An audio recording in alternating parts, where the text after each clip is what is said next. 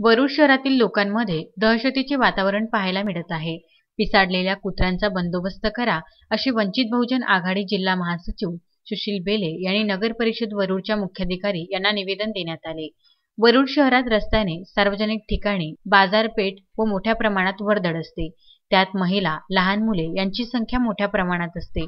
रस्त्याने चालत असता पिसाडलेले कुत्रे हे महिलांच्या, लहान मुलांच्या अंगावर धावून येत आहे।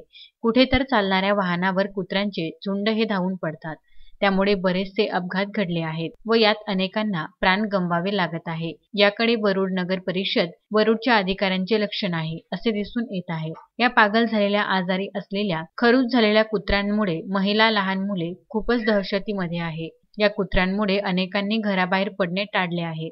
तरी नगर परिषदने यावर गंभीरपणे विचार करून या गोष्टींचा निर्वाळा करावा असे निवेदन वंचित बहुजन आघाडीचे जिल्हा महासचिव सुशील बेले यांच्या नेतृत्वाखाली वरुड नगर परिषद मुख्याधिकारी यांना निवेदन दिले। यावेळी वंचित बहुजन आघाडीचे कार्यकर्ते व पदाधिकारी मोठ्या संख्येने उपस्थित होते। रुपेश पांडे, विदर्भ न्यूज, वरुड।